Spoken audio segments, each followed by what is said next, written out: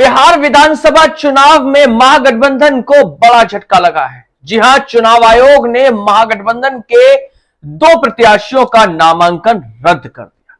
इससे पहले एनडीए के कैंडिडेट का भी नामांकन रद्द हुआ है, लेकिन एनडीए का एक कैंडिडेट और महागठबंधन के 2 कैंडिडेट का नामांकन रद्द हो गया। आइए आपको विस्तार से बताते हैं किन किन सीटों पर किन किन कैंडिडेटों का नामांकन रद्द हुआ और क्यों हुआ। महागठबंधन की सुगौली विधानसभा से प्रत्याशी का नामांकन रद्द कर दिया। वहीं मोहनिया विधानसभा से महागठबंधन के प्रत्याशी का नामांकन भी रद्द कर दिया। ये नामांकन क्यों रद्द किए गए, इस पर विस्तार से चर्चा करते हैं। आपको विस्तार से बताते हैं आखिर ये नामांकन क्यों रद्द किए।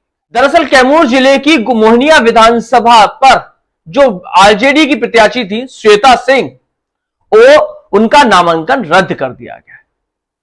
क्यों रद्द किया गया वो हम आपको बताते हैं।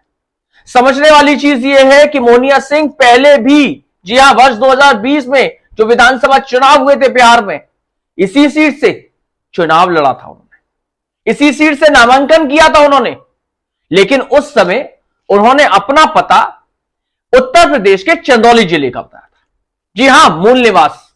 और अब उन्होंने अपना जो मूल निवास पता दिया है वो बिहार का दिया, क्योंकि इस बार बिहार में मोहनी विधानसभा जो है वो आरक्षित सीट है और उस आरक्षित सीट पर वहीं का मूल निवासी ही केवल चुनाव लड़ सकता है, जिसकी आपत्ति बीजेपी कार्यकर्ताओं ने चुनाव आयोग में दर्ज कराई। जिसके आधार पर चुनाव आयोग ने जब कागजों को खंगाला, दस्तावेजों को खंगाला, तो उनका पहले पता यूपी का निकला। यही कारण है कि उनका नामांकन रद्द कर दिया। उन्होंने सफाई देने की कोशिश करी, समझाने की कोशिश करी, लेकिन चुनाव आयोग ने उनकी बातों को या उनके दिए गए तथ्यों को पर्याप्त नहीं माना और उनका नामांकन रद्द कर दिया, जिसकी वजह से आरजेडी को एक सीट अपने हाथ से अभी फौरी तौर पर तो गंवा दी हुई नजर आ रही है, क्योंकि उनके कैंडिडेट का नामांकन रद्द हो गया। वहीं दूसरी जो सीट है उस पर वीवीआईपी के कैंडिडेट, जी हां, वीवीआईपी के कैंडिडेट भूषण सिंह का नामांकन रद्द हो गया। भूषण सिंह पहले भी इसी सीट से चुनाव लड़ चुके हैं, जीत चुके हैं, विधायक रह चुके हैं, लेकिन इस बार उनके जो नॉमिनेशन था उसमें काफी कमियां बता दी। जो प्रमुख कमी है वो आपको बताते हैं, जो सूत्रों के हवाले से निकल कर आई कि उनको जो नॉमिनेशन हुआ उसमें जितने प्रस्तावक होते हैं, जी हां, जब कोई राष्ट्रीय पार्टी होती है उसको प्रस्तावक की, 1 प्रस्तावक या 2 प्रस्तावक की जरूरत होती है, लेकिन जब कोई राष्ट्रीय पार्टी नहीं होती, बड़ी पार्टी नहीं होती, तो उसके जो कैंडिडेट होते हैं उनके लिए लगभग 10 प्रस्तावकों की जरूरत होती है। लेकिन भूषण सिंह के केवल 1 या 2 प्रस्तावक थे, जिसकी वजह से उनका नामांकन रद्द कर दिया गया। समझने वाली चीज यह है कि जब नामांकन दर्ज कराया गया तो जो रिटर्निंग ऑफिसर वहां बैठे होते हैं उन्होंने दस्तावेजों में क्या जांच करी, या ऐसे ही लेकर रख लिया कि भैया समय आएगा तो एक करके निकाल दिया जाएगा।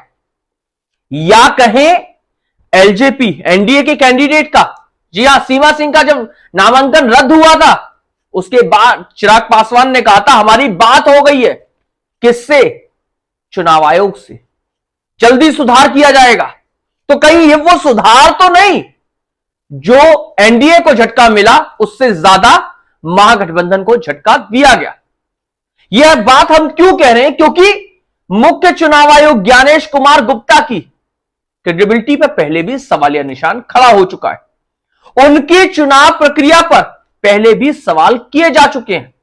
यही कारण है कि जब से महागठबंधन की प्रत्याशियों का नामांकन रद्द हुआ है तब से ये आरोप एक बार फिर से लगने लगे हैं कि मुख्य चुनाव आयोग ज्ञानेश कुमार फेयर इलेक्शन नहीं करा रहे, वो चालों में फंसाने की कोशिश कर रहे हैं महागठबंधन के प्रत्याशियों के नामांकन रद्द करके।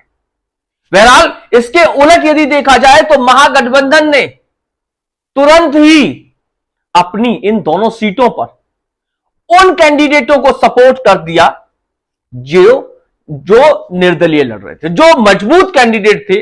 अपने प्रत्याशियों के हटने के बाद उन्हें तेजस्वी यादव ने आगे करते हुए उनको सपोर्ट कर दिया। आज जो हमारे प्रत्याशी श्वेता सुमन जो थी उनका नामांकन जो है रद्द कर दिया गया है।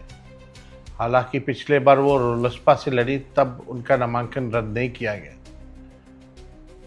और नामांकन रद्द करने के बाद हम सब लोगों ने, महागठबंधन के सभी साथियों ने, राष्ट्रीय जनता दल के सभी साथियों ने, सभी संगठन के कार्यकर्ताओं और नेताओं से विचार करने के उपरांत हम लोगों ने निर्णय लिया है कि हम लोगों का समर्थन मोहनिया के विधानसभा क्षेत्र में निर्दलीय उम्मीदवार जिन्होंने अपना नामांकन दिया है, रवि पासवान जी को हम लोग जो है पूरा समर्थन हम लोग करेंगे। और सभी महागठबंधन साथियों से अपील है कि रवि पासवान जी को एक एक मत देकर के भारी मतों से जिताने का काम, यानी कि वही लड़ाई अब फिर से खड़ी कर दी एनडीए के सामने, या कहें नीतीश और मोदी के सामने, जो लड़ाई खुद के कैंडिडेट को खड़ा करके वो लड़ रहे थे। दोस्तों, इस सब पर आपकी क्या राय है? क्या ज्ञानेश कुमार गुप्ता पूरा फेयर इलेक्शन करा रहे हैं बिहार में?